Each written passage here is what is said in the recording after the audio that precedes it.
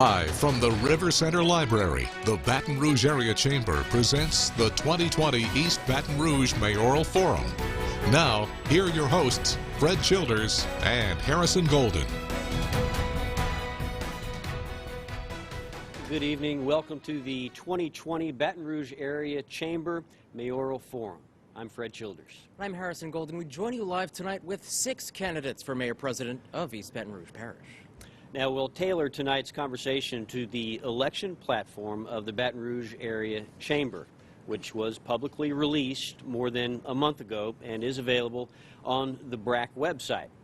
It charges candidates to take on economic recovery, improve quality of life in the parish, and prioritize job growth, especially on the heels of what has become a tumultuous 2020. Of course, and before introducing the candidates, though, we want to thank the East Baton Rouge Parish Library for hosting us in this beautiful new downtown River Center Library branch. Now, we remind you this forum is also being broadcast on TV, online, and on radio, and a recording of this will be available after the event. All right, let's introduce you to these fine candidates, starting from my right to my left, starting with Republican Matt Watson, who currently serves on East Baton Rouge's Metro Council representing District 11. And next, we have Democrat Miss C. Denise Marcel, who currently serves in the Louisiana House of Representatives for District 61. Next, Republican Mr. Steve Carter, who spent 12 years in the State House of Representatives serving District 68. Next, we have Democrat Miss Sharon Weston Broom, the current Mayor President of East Baton Rouge Parish and the City of Baton Rouge. Next is Independent Mr. E. Eric Gayrard, who currently works as an attorney in Louisiana. And finally, Republican Mr. Jordan Piazza, a business owner and entrepreneur. Welcome. Now, ahead of this forum, we provided the candidates with the rules, but not the questions we will ask them. Now, their candidates will each have 1 minute to answer the questions. We ask them to be as specific as possible given the responses given the allotted time. Candidates will also have a chance to give closing statements, but in the meantime, we ask that they do not interrupt one another during this forum. All right, let's get started. Candidates, our next city parish leadership must change the tenor of politics in the parish. A recent Baton Rouge Area Foundation City Stats survey of the parish showed significant disapproval about the pace of change and progress. In a time of anxiety and economic struggles, elected leaders must seek commonality and make progress at a faster pace. Our first question is for you to lay out a bipartisan 4-year agenda that would work with the Metro Council, something we've never really seen before, to reach solutions where there is common ground. We will let the candidates answer in alphabetical order, so we will begin with you. Ms. Broom, you have 1 minute. Well, first of all, you have to build relationships to establish a bipartisan communication. And actually, communication has to be at the core of any successful collaboration that takes place with the administration, with the council, and with the citizens of our community. So I will build on open communication, which has been one of my pillars, accessibility, but also continuing to make sure that transparency plays a vital role in the relationship between the council as well as the citizens of our community. All right. Thank you, Ms. Broom. Mr. Carter, how do you achieve that bipartisanship? You have 1 minute. Thank you, Fred. That's a great question. When I was in the legislature, we formed what we call the Capital Region Legislative Delegation. I work with 30 different legislators on 9 parishes. We establish priorities. I think that's part of the problem why people have not gotten along on the council along with the mayor lately is I don't think they communicate as well as they should. You know, each district has priorities. They're elected also, and they're running on a platform. We're running on a platform, that is, the mayor is also. So we need to make sure that we sit and communicate and talk. I want to help the council be able to resolve and be successful with their priorities. We have priorities too as those candidates in here. They need to help us work together. So it's all about getting along with each other and communicating and establishing priorities. Thank you, Mr. Carter. Mr. Gayrard, Yes. your bipartisan plan for the next 4 years. Well, it really is not fair yet 1 minute to give out a whole plan. So I would advise people to go to my website, fusetherouge.org. And my whole campaign is about fusing the Rouge, bringing the parish together. It's all about communication. And it's about bringing people, disparate groups together. If you don't talk, you'll never get things done.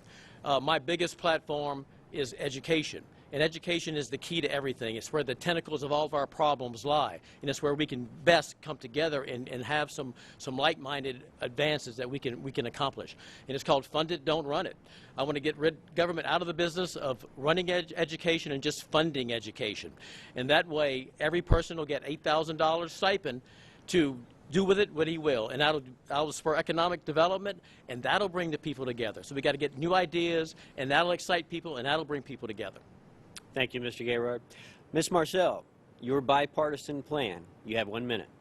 Yes. First of all, I did that on the Metro Council. When we were on the Metro Council, we worked together regardless of what side you were on, where you lived, whether you were a Democrat or Republican. I think that the key to this is communication, coming together, having annual or quarterly meetings with the Metro Council members as the mayor president, finding out what their priorities are, and certainly looking at overall what's best for the city.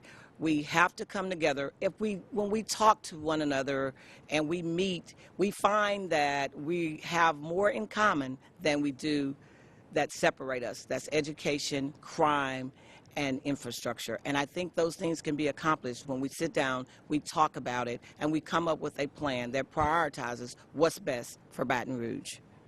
Thank you, Ms. Marcel.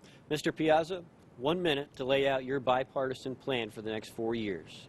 Well, as a small business owner, you have to learn to work with people from all walks of life. They have their own opinions and their own decisions on how things should be done. And in my experience, when you invite others to the table and you have an open dialogue consistently, you can effectively get things done. I'm optimistic with the council having 5 open seats this election that we can get folks in office that really want to see change to progress the city of Baton Rouge and the parish of East Baton Rouge. Because we've known for a long time that divisiveness has not helped anyone. It's why Central left years ago, why Zachary left, why St. George is leaving now. We've got to address our education, and all these council folks want is attention equally in every part of the district. So it's important that, as a leader in the parish, that we work with all the folks in government to ensure that we're addressing all the needs, and not just what our top priorities are, but what the priorities are for every folks, because what's problem in my area is not going to be a problem in everyone's area, and we have to understand that there's got to be a common ground and happy medium to really getting things done. All right. Thank you, Mr. Piazza. Mr. Watson, 1 minute. Lay out your plan. Well, for starters, communication is absolutely key. You'd have quarterly meetings. I would have quarterly meetings with the members of the Metro Council unless, of course, we had other issues that came up ahead of time that would require a meeting. I'd be open to have any discussions, anything that I would find that would be useful to people in different districts. I would communicate with those members of the Metro Council to allow them to take a message back to their district, to let them know of things that we can accomplish. They can communicate with me things that I might not know immediately that need to be addressed in their district. We have to have communication, not just with the Metro Council, but with Mayor Barrow, Mayor Amrine, every single person that's in this community needs to be able to communicate with government, communicate with the mayor, and we can share ideas and we can get things done. It's communication, communication, communication. All right, well, now to something that has impacted everyone in East Baton Rouge Parish and really the world, the coronavirus pandemic. In just a few short months, this pandemic has reversed a decade of regional job growth. Before COVID-19, we saw certain economic development projects spark contention among city parish elected officials. Now, as mayor president, our next question, how would you craft a unified vision to accelerate economic recovery from the pandemic? We ask you all to please be as specific as you can. Mr. Carter, first to you. Thank you, Harrison. That's a great question, but we have problems that we need to solve in order to bring economic development to the parish. We have crime problems, we have flood problems, we have unemployment problems, so we need to solve those problems first. The second thing we need to do is to ensure, for instance, they had the Main Street program. Main Street, they gave a ton of money back to the state. The reason for that, in my opinion, is the people who need those dollars were not educated. They were not taught were not educated enough to be able to fill out the application and know exactly what they had to do in order to receive dollars. So you've got to make sure you get out of the community where people need help. Educate them, help them. I know there are grants out there. I know that there are funds out there. But if people don't know about them and don't know how to fill out the application, they're not going to be used. So that would be what I think we need to do. All right, Mr. Carter, thank you so much. Now to you, Mr. Gayrard, your plan as mayor-president to stimulate economic recovery amid this pandemic. 1 minute. Well, one thing President Trump said recently that I really thought was very presidential when he came out the hospital and said, we don't need to let COVID-19 dominate us or make us live in fear. We need as a city to come away from that, and we need to not let it dominate us, and we need to strive forward because we've beaten this COVID by and large, and we can beat it further. Economic development, you got all kind of things that have to play into that. You have education, you have crime, you have business development, you have quality of life. You got to do all those things. You got to lay a foundation before you can start spurring on out-of-the-box ideas to bring in new businesses. Because the thing that a business wants to see is a thriving, vibrant community that has a great base, that has the ability to take the next step forward. So we got to bring all of our groups together. We have to say, what can we do that's different? And what can we do to make Baton Rouge a special city, to make it America's city? All right, Mr. Gayrard, thank you so much. Now to you, Ms. Marcel, your plan as mayor-president for economic recovery amid this pandemic. 1 minute. Well, let's make no mistake about it. Around the country, it's going to be tough because of the pandemic, because of the economy and where it is now and how it has affected small businesses. The first thing I believe that we need to do is do wise spending. And so when we do that, we have to lift up the small businesses. What I'm told is that small businesses represent about 90-something% of businesses overall. And so when we lift up those small businesses, I think the economy can return. But when you talk about lifting up small businesses, then you lift up people. And when you lift up people, you lift up your economy. And certainly small businesses have to be given some type of incentives during these times because they have gone through quite a bit during the pandemic. All right, Ms. Marcel, thanks so much for your time. Now to you, Mr. Piazza, your plans for economic recovery amid this pandemic. Well, as a small business owner, I can tell you personally that this COVID-19 pandemic has presented a lot of challenges as a business owner. I've had to lay off our staff and we've had to rehire them, and it's challenging and troublesome. But I have to disagree with Mr. Carter that a lack of education of these programs is not the reason on why these businesses are not bouncing back. It's the restrictions in government, and we must restrict these governments and shift the responsibilities to the individuals because there is a way to open our economy and protect the vulnerable and the elderly, and we've seen it happen worldwide. We can do it, but shuttering our businesses is not the answer to solving this problem. We've learned during COVID-19 that our economy is fragile. We have to diversify our economy. We have to aggressively recruit folks to come. But in order to do that, we have to let the people know that the responsibility is not going to be on the business owners, because the reality is, while these grants are great, it's simply not enough to help these businesses survive. We have to open our economy. We have to get government out of business and let the business owners work to have a great economy, because big government is not effective for anyone. All right, Mr. Piazza, thank you so much. Mr. Watson, next to you. Yes, well, for starters, to stimulate economic growth, we have got to stimulate economic activity. What we can do is look at what government is supposed to be doing, public safety. Something as simple as tearing down dangerous condemned buildings, which we have over 1,000 in the program as it stands right now, and those are only the ones that have been reported. If we can go out and tear down these blighted and condemned dangerous structures, the ones that are dangerous, that are affecting people by increasing crime, if you live near a blighted and abandoned building, you're 13 times more likely to be murdered. If we tear down these buildings, we're creating jobs, because I would hire outside contractors to supplement what we have already in staff in DPW to tear these buildings down. That would bring economic development, because we can work with the Greater Baton Rouge Home Builders Association and their grant programs and governmental programs to build affordable housing, especially in North Baton Rouge, as a replacement for these dangerous condemned buildings that we'll remove. This is going to create economic development that we can actually create. Mr. Watson, thank you very much. Economic recovery in the COVID age. Mrs. Broom, finally to you. Well, I am very thankful that we have already laid a foundation for a unified recovery in a post-COVID environment. We've done that by a successful formula of public-private partnerships that we've established. During COVID-19, we established our Restart Baton Rouge program, which helped small businesses with $1 million in microgrants. This was a public-private partnership put together by Investar Bank, GFMS, Exxon, and others. And so this type of formula of putting together people from the public and private sectors certainly will help us in a unified response. In addition to that, keep Baton Rouge serving, where we had people like from Raising Cane's and Rotello's and other restaurants that help us put together a program of $250,000 where we helped stand up our restaurants. So it's imperative as we move forward that we focus on public-private partnerships. Well, the city parish of Baton Rouge will only thrive when it is a place where people can affirmatively want to call home. One key thing that people in East Baton Rouge complain about in annual surveys is the cleanliness and order of public spaces. Crumbling curbs, littered streets, overgrown grass, and blighted structures. We've all seen them. So please share your thoughts on how that quality of place impacts our community and what you will specifically do as mayor, president, to improve the physical attractiveness of our city and parish. And we'll start with you, Mr. Gayrod. You have 1 minute. Thank you. Yeah, and I would ask people once again to go to fusetherouge.org, because my whole platform is called Fuse the Rouge, to bring Baton Rouge together in all imaginable ways, including this whole problem of litter and blight. I call it blitter, actually. It's a phrase I've termed because it's kind of one in one.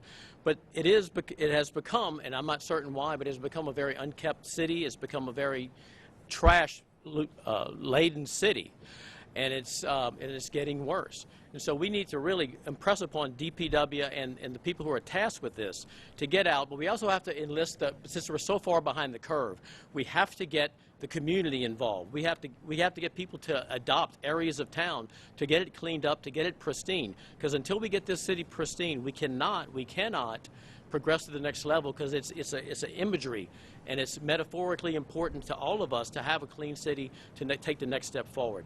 So I would just implore everybody, the government, the citizens, everyone, get together and clean up the city.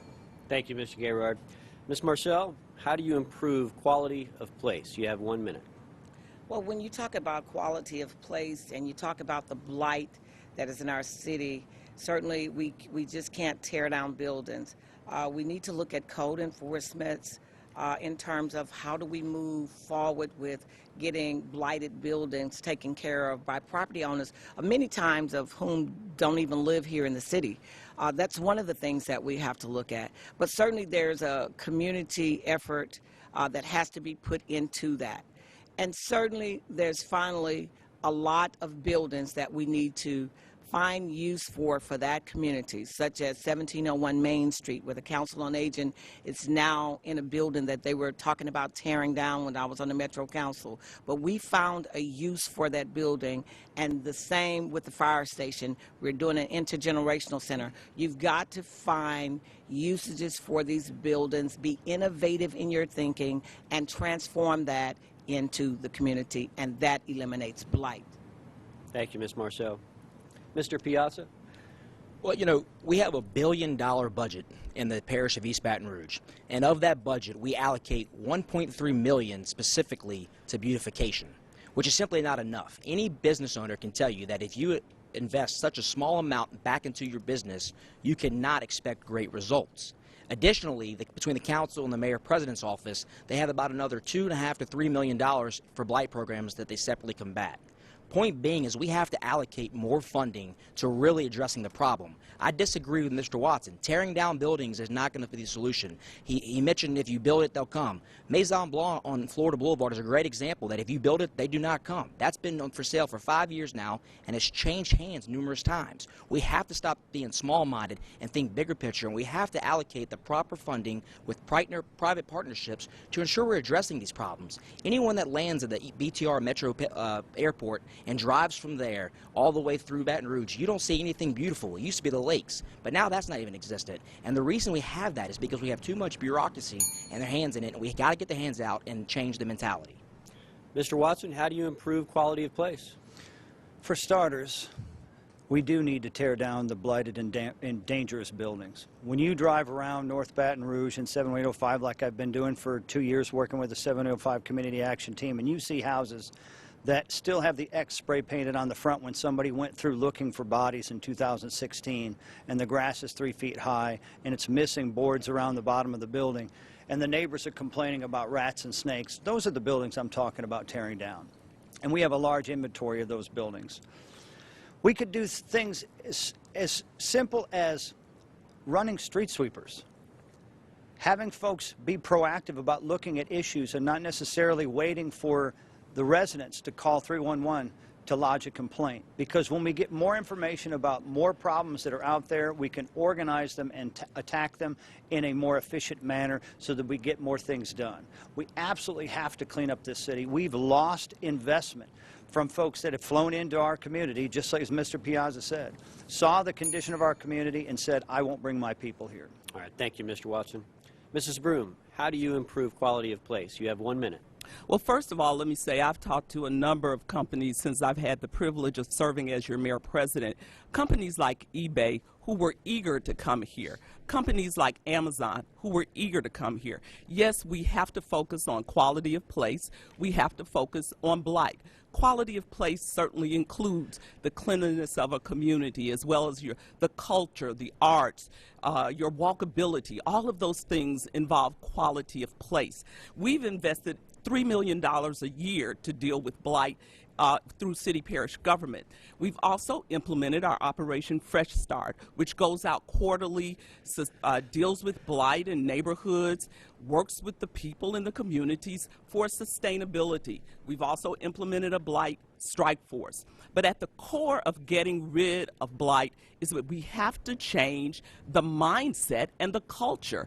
Unfortunately, we have a culture here in Baton Rouge where people think it's okay to litter, where people think it's okay to throw out trash. We've got to start with changing that attitude. All right, thank you, Mrs. Broom. Mr. Carter, how do you clean up Baton Rouge? You have 1 minute. We do need to change the culture, but you know how you change the culture? You educate people. People that are educated do not litter. So we need to make sure that our educational system is first class. Second thing we need to make sure we do is that the community has pride in who they are.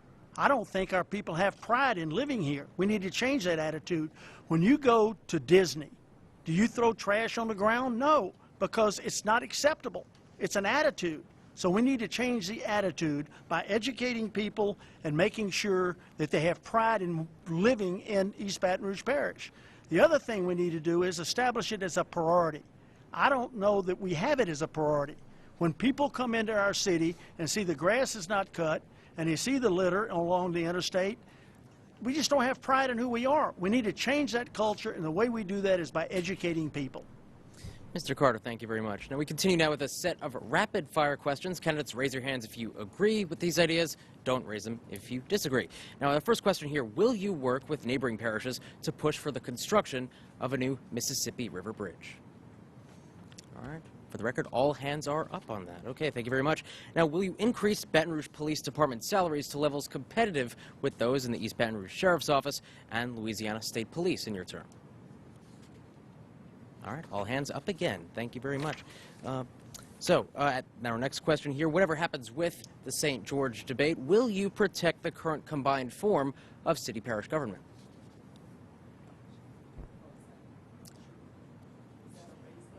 Yes. Question again, I'm sorry. Sure thing. So whatever happens with St. George, again, raise your hand if you agree, whatever happens with St. George, will you protect the current combined form of city-parish government?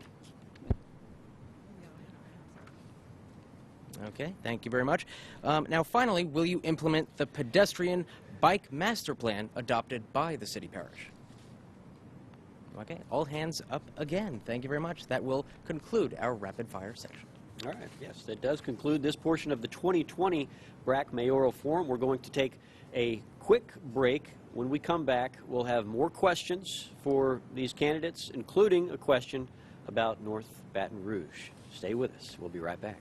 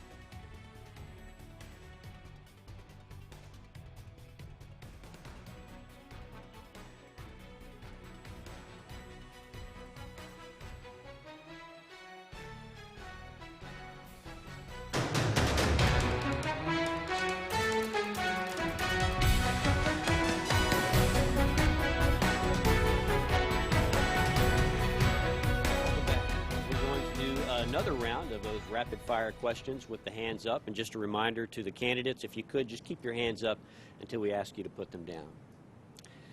So the stark disinvestment in North Baton Rouge has contributed to negative outcomes for an inexcusably large number of people living in the parish. Will you commit to attracting a full-service grocery store to the North Baton Rouge area during your term? A grocery store in North Baton Rouge? Okay. It depends. All right. I think this line of questioning is depends. really unfair. Okay. Noted. Thank you, Mr. Gerard. Will you commit to reducing the number of blighted properties by at least 25% during the next 4 years? Absolutely. Okay. You can lower your hands. Thank you. Will you commit to attracting at least $25 million in new private investment to North Baton Rouge over the next 4 years? Show of hands. All right. Thank you so much. Okay, now to 1-minute responses here. The last several months, we've seen a tragic increase in crime, and specifically homicides across the parish. And the Baton Rouge community is calling for greater public safety while also seeking significant criminal justice reform. So, as Mayor President, what would your plan be to make the criminal justice system that will build greater trust in law enforcement, in addition to effectively reducing crime rates and public safety? So, right now at this point, we go to Ms. Marcel first. 1 minute. Thank you. First of all, let me say that I would make sure that there was community policing. So community policing is important because the police gets to get out and interact with the community and exactly know who they are.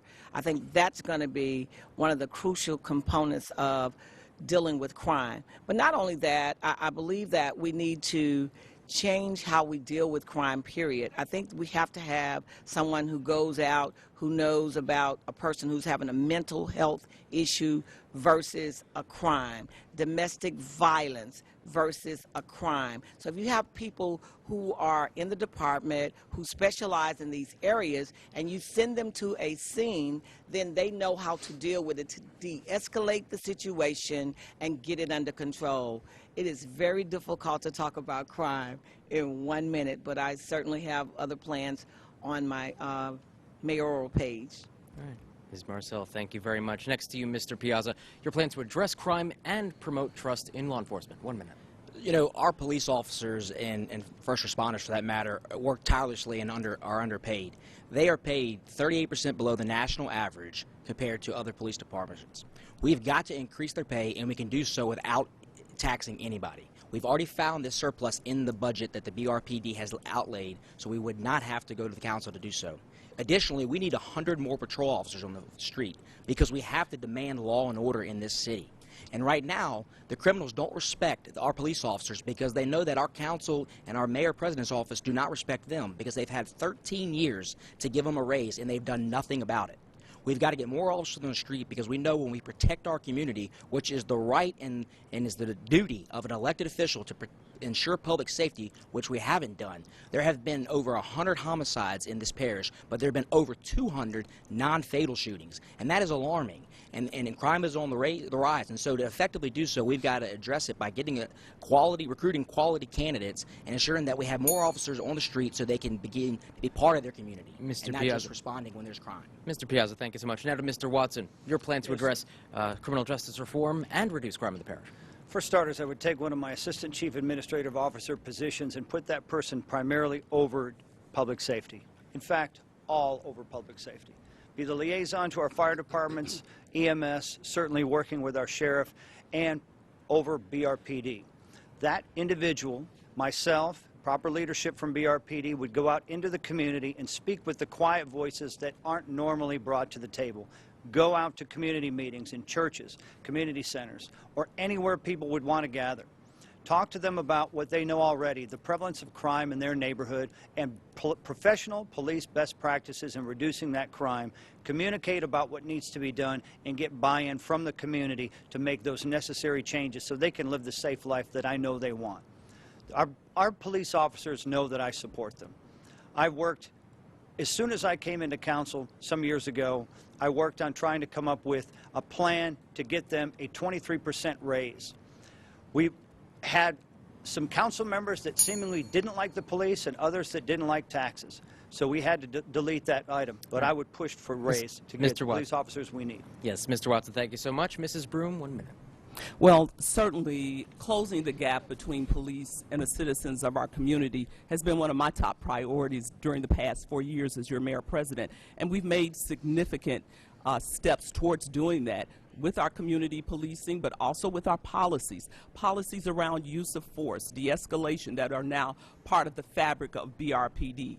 But in addition to that, we've also implemented programs and worked with programs such as the Criminal Justice Coordinating Council, which is helping strategically make a path forward to addressing criminal justice reform and closing the gap there. That's one of the reasons why we have a decrease in our prison population at this time.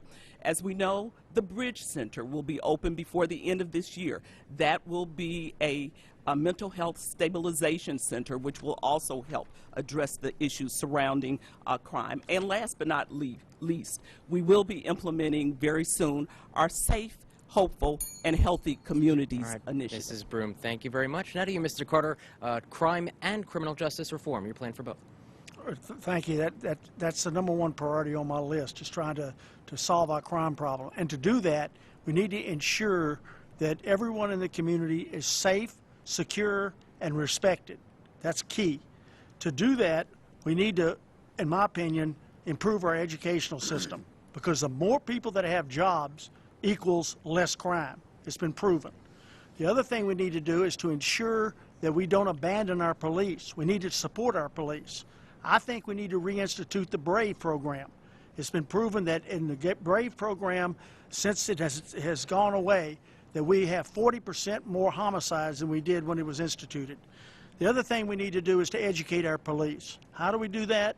We need to make sure that we assist them in understanding race relations, understanding mental health issues, and also the drug problems that we have. All right, Mr. Carter, thank you very much. Finally, Mr. Gayrard, 1 minute. Yeah, go to fusetherouge.org to get a full explanation. But education starts it all. That's why my Fund It, Don't Run It program is so important to get the education right in this parish. I would, on the police specifically, I would combine the city and the sheriff's departments to a new entity called the Guardian Rouge. No more green, no more blue. It'd be a red, maybe a hip maroon color. The cars, the uniforms, everything would be red. It'd be an elite crime-fighting force. They'd be better trained, they'd be better paid, they'd be given bonuses if they lived in the parish, they'd be given super bonuses if they lived in the baddest of the neighborhoods.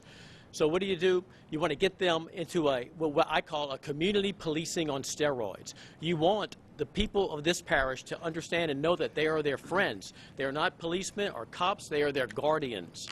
And so you get them out of the cars, you get them on bikes, you get them on horses, you get them where they're amongst the people, the 21st century version of the cop on the beat, like you saw in the old movies in New York City. That's what you need. You need the Guardian Rouge to come to the rescue of Baton Rouge. All right, let's switch to a topic that we've all had to deal with recently. The flooding this weekend caused by Hurricane Delta is a stark reminder of the drainage problems the parish continues to face. If you're elected, what are your plans to address East Baton Rouge's drainage issues, and will you pledge to fund the projects required to fix them? And we will start with you, Mr. Piazza. You have 1 minute. You know, absolutely, I would pledge to use the funds to start fixing this problem. You know, the current council and administration has had 4 years since the Great Flood of 2016 to ensure that we address this problem. And the only thing they've produced us as residents is a plan. With $1 billion budget, we shouldn't have more than a plan. We should have action. It's not election times that we have to wait on to get things done. We need a preventative maintenance program that addresses this issue continuously. We know that Congressman Graves has worked hard along with other folks in elected positions to get federal funding. However, we have a responsibility to ensure we have the proper funding on our end to match this and to effectively do so. So we've got to address this, but it all starts with preventative maintenance. Our Department of Public Works has to work tirelessly with a plan to ensure that we get the trash out of these canals, that we keep the weeds cut, and that water can flow properly so there's not any backups. We know in July, when it rained just a little bit one day, it started flooding again, and it caused chaos in the community where some residents got hostile to one another. That is unacceptable in our parish when we have $1 billion to work with. All right, thank you, Mr. Piazza. Mr. Watson, what's your fix for the drainage problems? We do have some plans coming. The 5 major tributaries plan to clean out some of the largest tributaries we've got in our area. We also have smaller areas, Clay Cup Bayou, for example. Areas that should get regular maintenance, as Mr. Piazza just said. These have trees that are about 3 inches in diameter. I know I've heard stories from other places in our community where the trees are even larger, growing in the earthen canals that we depend on to drain our areas to get to the larger tributaries. We're doing studies now on the 5 major tributaries, but we can be doing work while the studies are going on, and that's not happening. That's one of the reasons why I'm running for mayor president, because as a council person, as a member of the legislative branch, I get to be put in a position to vote on projects that are brought forth by the executive branch and that need to be executed by the executive branch. I've taken it as far as I can as a legislative member of council that I want to execute the plans, dig the ditches, make sure that your homes are protected so that you don't have to live through 2016 ever again. Thank you, Mr. Watson. Mrs. Broom, what's your solution to the many drainage problems? You have 1 minute. Well, this is very personal for me as it is for so many of our citizens because I was impacted by the flood of 2016. So I know firsthand how people feel about water management. That's why I came and tackled it as soon as I became mayor president by getting programs that everyone now seems to think are very positive programs, like our Stormwater Master Plan, which is going to give us a roadmap to addressing drainage in our issues, the 5 tributary programs. But in addition to that, we have scheduled maintenance of all of our canals. We have so many linear miles of canal that we are addressing right now through a scheduled maintenance program. So we have certainly moved the needle, and you'll see more in 2021 as these plans begin to be implemented. All right, thank you, Mrs. Broom. Mr. Carter, your plans for drainage over the next 4 years. You have 1 minute. Thank you, Fred. Obviously, flooding is a priority. You know, the other night on TV, they had a young lady in North Baton Rouge who said that her home, she's very scared of it flooding again. Not the first time, not the second time, but the third time. And she turned around and looked at her backyard, and it was a drainage ditch that hadn't been cleaned. That's just unacceptable. We need to ensure that the priority is getting these ditches and everything clean. If the people in the department cannot do it, then we need to look at maybe outsourcing it. We need to make sure that the department are held accountable for what they do, and make sure that if they cannot get it done, if we outsource, fine. If we have to publicize, make it a public project for us, we need to make sure that it's done that way, and it is a priority and it is a problem. All right, thank you, Mr. Carter. Mr. Gayrod, your solution to the drainage problems. Yeah, and again, full explanation, fusetherouge.org. Yeah, it's a terrible problem. Flooding is a horrible problem. The canals, 65 miles of the tributaries, the canals in this parish, we have to start cleaning them out. We a pretty good program on the boards, but we got to get to it. And how about starting to cement all those instead of it growing back year after year? Why don't we do that? We also have to look at retention capabilities of neighborhoods. Not only the new developments, make sure they can retain the water, and the old ones can be made to also look at retention of water. It's a volume problem, which leads to a big problem every time it rains. Why is it that South Acadian and Bluebonnet flood under the overpass? Because we don't have pumps. It's on the board, some of it, but we need to pump into the one tributary that can take more volume. The whole area is inundated with water, so why don't we pump more into the Mississippi River? The diversion canal, the new one, is going to be doing that, but we need to make sure the whole parish can dump and pump more water into the Mississippi River. All right, thank you, Mr. Gayrard. Ms. Marcel, what's your solution to the many drainage problems? You have 1 minute. Well, certainly the plan that they've already laid out, I think is a great plan. I will give them credit for that. And I also want to talk about what I saw as a problem for years and years as a Metro Council member. Regardless of whatever plan they had, there are always canals and ditches that are not cleaned. I don't know why that maintenance program is not working like it should be, but I would make sure that that was on a regular basis, because, I mean, we can talk all day about flooding, but until it hits your door, then you don't get it. Until the canal is next door to your house or in Belfair or behind Gushung and you flood, then you don't get it. But those priorities have to be put into place through DPW, and having them to clean those canals and ditches, and following some of the other plans that they talked about already. And certainly the co-mid diversion plan is going to help us a lot, but that's on a federal and state level, and that's much, we need much more money to finish that project. Ms. Marcel. All right, thank you very much. Now, as we all know, traffic is a critical issue for our community from both a quality of life standpoint and from an economic development standpoint. So, if elected, how will you further implement the Move EBR program that was implemented, or the voters approved in 2018? And outside of that program, how would you address traffic problems across our parish? This time we will start with you, Mr. Carter. Again, 1 minute. Traffic is a priority to me also. When I was in the legislature, I was vice chairman of the House Transportation Committee, and we attempted to try to resolve a lot of these problems. Also, with the Capital Region Legislative Delegation, traffic was obviously a priority. The main thing that we need to try to do is to synchronize these lights. That's been on the books for I don't know how long, and I don't know why it can't be done. It even goes back to Pat Screen days, it seems to me like. But we need to synchronize the lights. Obviously, by assisting whatever we can do to get a new bridge. The bridge in this city is a problem. It backs everything up. We need to get a new bridge, and we need to make sure that we synchronize the lights. The other thing I would like to see us have done is when we do have a wreck on the interstate, or we have a congestion, what have you, I'd like to see the traffic police out directing traffic. That happens in all major cities. They go out and they get the traffic moving. They may only have to do it an hour, but traffic remains stagnated. And we need to get it moving, because we as mayor, we're servicing the people because they're the taxpayers. We need to help them any way we can. Yes, Mr. Carter, thank you very much. Now, Mr. Gayrard, 1 minute to address traffic in the capital area. FuseTheRouge.org. Make a decision on the bridge. Build it. Within a year, make a decision. Limited access highways. LA1, on the other side of the bridge, take it all the way out to Donaldson Donaldson River Bridge, Donaldsonville Bridge, LA 419 from Lobdell exit in Port Allen, go to 190, go over the old bridge, develop Airline Highway. Nicholson Extension, take traffic off the bridge at Nicholson, bring it out to Ascension, tie it in. We have what I call 1,000 points of fright,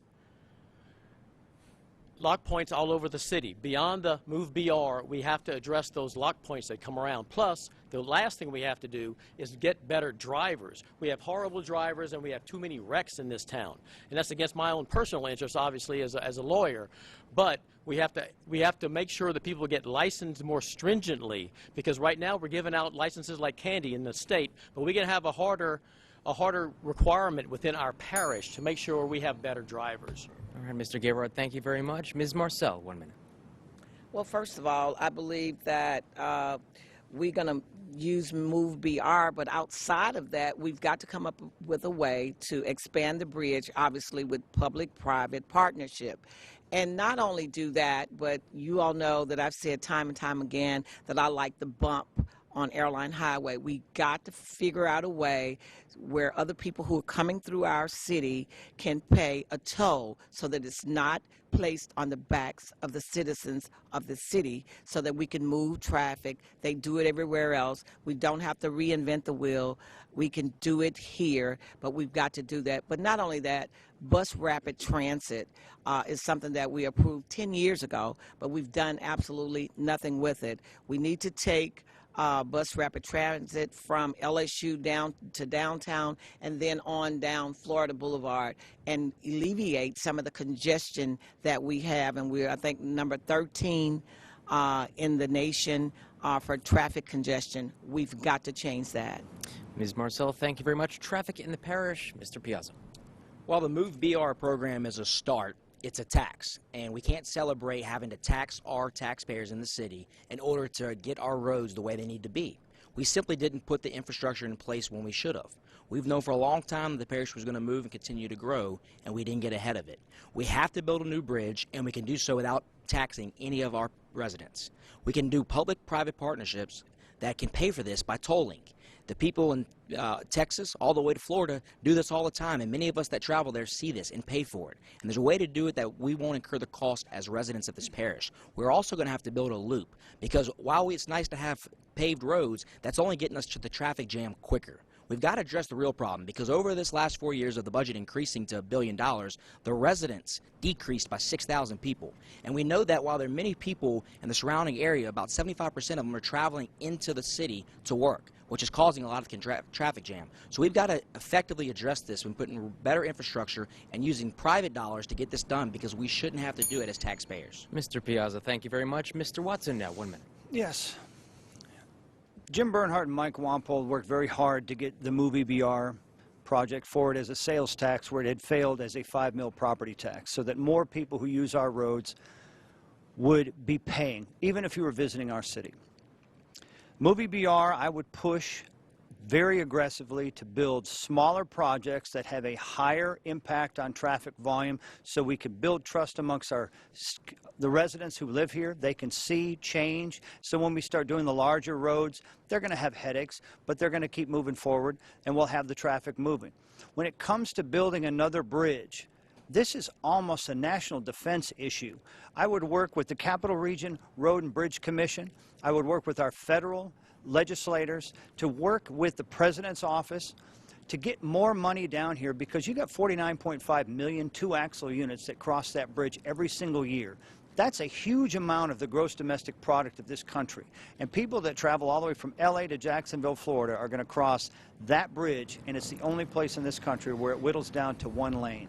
We've got to fix that, and the federal government should be assisting us. Mr. Watson, thank you very much. Now, finally, what would you do if re-elected, Mrs. Broom, to continue to address traffic across East Baton Rouge Parish? 1 minute. Well, first of all, I'd make sure that the fulfillment of Movie BR, the largest infrastructure program, roads, transportation, and traffic mitigation program in the history of Baton Rouge, that I authored, and was given assistance with the help of the council passing it and the citizens.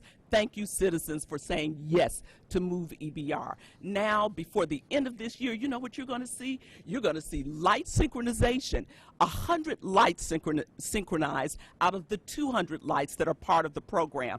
You know what else you're going to see? You're going to see at least 5 projects that have already started that are in the queue of the 70 projects. Then, in my next 4 years as your mayor, we're going to work on some multimodal options to improve traffic mitigation along with what's going to take place with Move EBR. I happen to sit on the Capital Area Bridge District. I support a bridge. I've convened the parish presidents to help work on a process and a formula for a bridge in our region.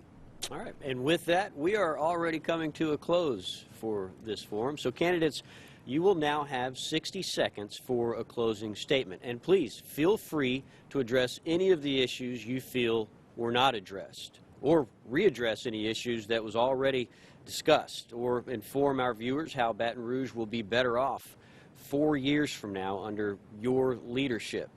Use the time as you see fit, because our opening question went in alphabetical order. We will go in reverse alphabetical order for the closing statements, starting with you, Mr. Watson. Thank you. Thank you so much for tuning in tonight.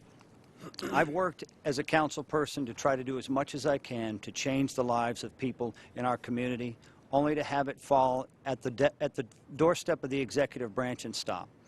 I worked on the hotel-motel ordinance to stop child sex trafficking, only to have it take the executive branch take 16 months to create a simple permit so that these hotels and motels could kickstart that program. I've passed things with Democrats working with me to reduce blight, to increase the fines on blight, to clean up our community, passing laws against litter that just aren't enforced. We need to have more police officers to prevent crime. I put this out to you. In these last 3.5 years, we've had over 400 people killed in our community. I don't know if you've ever had that many fatalities from gunfire in 3.5 years unless you go back to the Civil War. We cannot have another 4 years of this administration. All right, thank you, Mr. Watson. Mr. Piazza, you have 1 minute for your closing statement. Born and raised in Baton Rouge, I take pride in our community, and I'm tired of seeing the continuous exodus of folks leave our parish. Unlike many of my opponents, with the exception of Mr. Gayard, I'm a political outsider. And that's important because, as President Trump has shown us, it takes businessman attitude to really make changes. I won't point fingers at other folks and take credit for what's gotten done, because I don't think that's effective. I think together, when we work hard and we all come to the common goal, we can achieve more. However, it's important to note that we have a very fragile economy, and we must address this quickly. And no one better than a businessman himself is capable of doing such. We can bring people together, we can reduce crime, but we have to give our police officers a raise. We have to instill law and order in our communities. We have to address our educational system, because while we see that our partners and neighbors in this parish have great schools, ours are failing. And we cannot expect our economic development to continue if we do not recruit better businesses, but we can only do that aggressively if we have a great, strong financial partnership. A great, strong educational program. I'm a pro-Trump supporter, and I'm looking forward to making Baton Rouge a better parish. Thank you, Mr. Piazza. Ms. Marcel, you have 1 minute for your closing statement. Thank you. I'm a former council member. I am a leader in this community. I'm currently a state representative. I've shown that I have the leadership and the courage to stand up even when it's not popular. I don't wait until somebody else does something and take the credit for it. I lead by example. If you are tired of the high crime in Baton Rouge, if you're tired of the flooding in Baton Rouge, if you want the small business owners lifted up out of where they are now and return them to a thriving economy, you want to elect C. Denise Marcel as your next mayor president. I will bring people together. I will unify them around our common good, around the things that we like and share together: education, the great quality of life here in Baton Rouge, and the magnificent food that we have. Thank you, and please vote C. Denise Marcel, number 90 on your ballot. Thank you, Ms. Marcel. Mr. Gayrard, you have 1 minute for your closing statement. I want to move mountains. I want to touch hearts, minds, and souls. May you dare to be wise. May you always live bold. Baton Rouge needs wisdom, and Baton Rouge needs to be bold.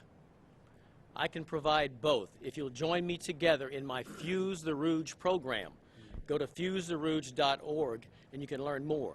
We can develop an entirely new educational system called Fund It, Don't Run It. It'll create an entrepreneurial windstorm of new educational businesses that the parish and the country has never seen before.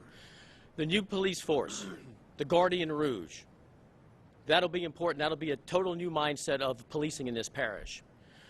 But remember, folks, you've seen my new commercials running on this show for the first time. Baton Rouge has a lot of problems, and they all need to be cleaned up. But this broom don't sweep. All right, thank you, Mr. Gayrard. Mr. Carter, you have 1 minute for your closing statement. Yes, sir. Thank you all very much for hosting this event, and I want to thank the audience for being here. I'm very concerned. I feel like I've lived here all of my life also, that the city is deteriorating as we sit here and visit. I have 4 grandchildren. I don't want my grandchildren leaving here. I'm very concerned about my grandchildren playing outside and possibly having a drive-by shooting. The last 4 years, what has changed? We have more homicides. We still have flooding problems. We have high unemployment rates. It's going to take bold leadership and change to solve these problems. And I feel like I'm the one that can get it done. I was in the Air Force for 5 years. I learned leadership. I was in the legislature for 12 years. I pulled people together and I worked with people. I also was chairman of the House Education Committee, and I worked with people to get things done. So I'm willing to roll up my sleeves.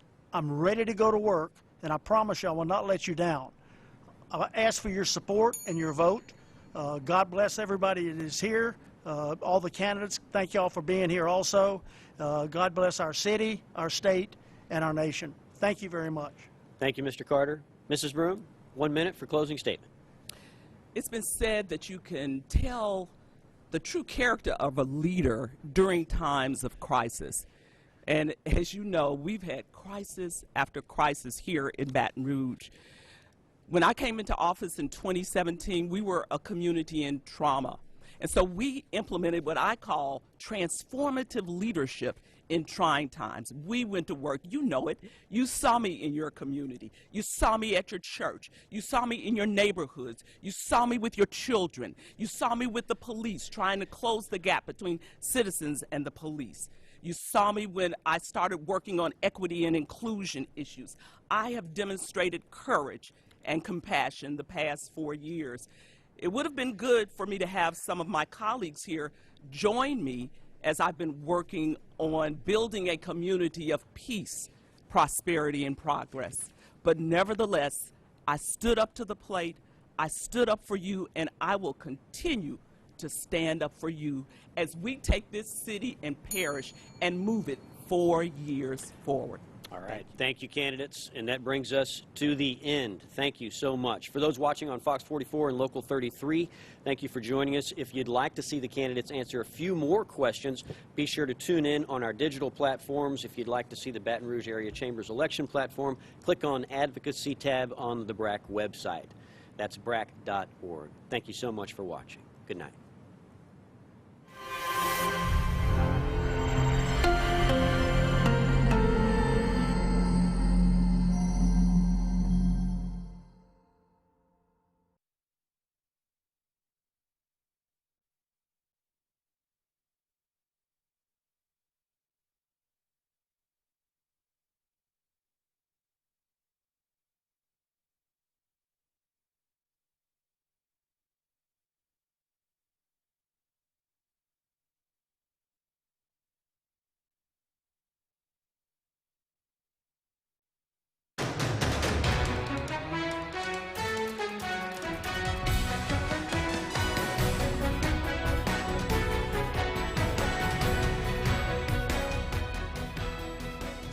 Welcome to what's called the digital rollover portion of the 2020 Baton Rouge Area Chamber Mayoral Forum. A reminder, tonight's entire forum is being recorded and will be made available online at its conclusion. And we will start this portion with a few more rapid-fire questions for our candidates. Now, a reminder of the rules here. We will read a proposed action and simply ask that all of the candidates raise their hands if they agree, not raise their hands if they disagree. So, I ask you each to keep your hands up until we tell you to put them down this time. So, our first question here, will you pursue full state and federal funding for the rapid completion of the I-10 widening through the heart of Baton Rouge, a critical traffic relief project that currently has a projected $600 million funding gap? Raise of hands. Okay. All right. Thank you very much. Now to our next question here. Will you privatize the city parish office that oversees business permits? Raise of hands. Okay. Thank you very much. You can put them down on that. Will you pledge to come up with a plan to increase parish-wide broadband access and address the so-called digital divide in our communities? Raise of hands. All right, everybody with the raise of hands there, thank you very much. Put them down. And that will conclude our rapid-fire questions. Thank you very much. Thank you, Harrison. All right, each of you are leaders in your own right. So this final question is, which policy, program, or initiative that you currently lead or led in the past are you most proud of? And please tell us what the program is and explain why. And Ms. Marcel, we'll start with you. You have 1 minute. Well, thank you. I think I'm most proud of my legislation or passing the ordinance when I was on the city council to require all Baton Rouge city policemen to wear body cameras. And the reason that I'm proud of that is because at the time that I proposed it, it wasn't popular. But I thought it was important not only for the police, for their protection, but for transparency and for the general public who had trust issues with the police. I think that particular policy, after implemented, has proven to be one of the best things that could have happened to Baton Rouge police and to our community. I think it's shown the transparency in the police department. I think it protects them as well as the citizens, and I was proud to lead and pass that piece of legislation. All right, thank you, Ms. Marcel. Mr. Piazza, you are a businessman but also a leader. Absolutely. You know, as I've said before, I'm not a currently or formerly elected official, so I can't say that I've had much experience in the field of ensuring policy and passing legislation or anything of that course. However, I am proud because with a $1 billion budget that has been mismanaged by our mayor president and by our council, it's very important that we have bold conservative management to fix these issues. It's important that we have someone that understands how a budget operates and understands that money coming in at the top has to be best efficiently used. In the United States, Baton Rouge ranks 20th in budget per capita, but ranks 138th in quality of services. This speaks so loud to the issues we face and that plagues our cities from growing. We have got to address it, but it takes a real leader, someone who understands how to survive on their own, who's gone through times like COVID and had to have their business shut down and merely open now. So as a business owner, I'm proud that we've effectively opened several businesses, and I'm proud to lead the charge in a group of people ensuring that we can provide jobs for many and ensure that we effectively use our budget. Thank you, Mr. Piazza. Mr. Watson, a program you're most proud of? It would have to be the hotel-motel ordinance that I referred to earlier. When I got elected, the district attorney's office came to me and explained that the area between Lake Charles and New Orleans is the worst for human trafficking in the entire United States. They looked at, that's the district attorney's office brought to me, an ordinance out of Jefferson Parish that looked at hotels and motels being the most prominent place where these types of crimes involving human trafficking, prostitution, and child sex trafficking happen. One thing that the council doesn't know how to do, and one thing the DA doesn't know how to do, is how to run a hotel. So I took that ordinance, the proposed ordinance, to the Hotel Motel Association and worked with them and Councilwoman Erica Green over a year's time so that they could inform how practically that application of this law could work inside a hotel environment so we can stop this terrible enslavement of people in a sex lifestyle. Absolutely can't wait for it to get started and really take effect. Thank you, Mr. Watson. Mrs. Broom, a program you're most proud of? I'm certainly most proud of the MOVE EBR program, the largest infrastructure transportation, roads, and traffic mitigation project in the history of Baton Rouge. And it's especially important as we have this conversation tonight because not only will it help us mitigate traffic and improve our infrastructure, but it will also create jobs. In fact, during this season of COVID-19, we've been able to keep MOVE EBR in process and on its projected schedule. And so as a result of this, we will see an improved quality of place for the citizens of our community. We will see access for DBEs to participate in one of the largest infrastructure projects in the history of Baton Rouge. But most importantly, this is a legacy that will live on far beyond any of us here on this stage tonight. Thank you, Mrs. Broom. Mr. Carter, a program you're most proud of? Right. Thank you, Fred. I've had a great life. I've done everything I've wanted to do, and the main reason is because I'm educated. So education is the key for me. I had a camp business where I ran 11,000 kids through my tennis camp. I love all kids. So I had an opportunity in the legislature to implement reform. Reform's not easy. It's very difficult. Most people feel comfortable in their comfort zone, and they don't want to get out of their comfort zone. But with the chamber, we worked very hard on education reform. One of the main things that I did was the micromanagement bill that I had. It was very difficult to pass because what happens was that the people on the school board were telling the superintendent who to hire, what to do, and how to do it. We changed that to enable the superintendents to be able to have their own identity, and that the school board members couldn't come to them and tell them who to hire and what to do. So there are an awful lot of reforms that I tried to do. Some I failed, some were successful, but mainly education reform is what I'm most proud of. All right. Thank you, Mr. Carter. Mr. Gayrod, you have 1 minute. I really want to state my objection to the organizers for the rapid-fire questions. I think they're absurd, and they're just not subject to yes and no answers sometimes. I'm proud of the business. I built the biggest private business of anyone here. Eight-figure business. $5 million payroll, 70 employees, and so I know how to run a business, and I know I deserve a promotion to the mayor's seat. I don't want to look to the past, I want to look to the future. It's the educational system that's important, which I call the fund it, don't run it. Give every child $8,000 credit stipend to spend where they want on their school of their choice. I want the police to become the guardian rouge, combine the city and the sheriff departments. I want us to always think out the box, not only those two programs, but all of my programs. Go to fusetherouge.org, fusetherouge.org, and you'll see that I'm the one candidate here that is most ready to think out the box and do things very differently than what we've seen before. Brings us to the end of the 2020 BRAC Mayoral Forum. Candidates, again, we thank you so much for your time here tonight and your willingness to serve the people of East Baton Rouge Parish. We wish you all the best of luck November 3rd, Election Day. And we would also like to thank the East Baton Rouge Parish Library System for hosting us tonight in this beautiful venue, and they've been wonderful hosts for us and for the candidates as well. A reminder that tonight's forum will be available for viewing online after its conclusion.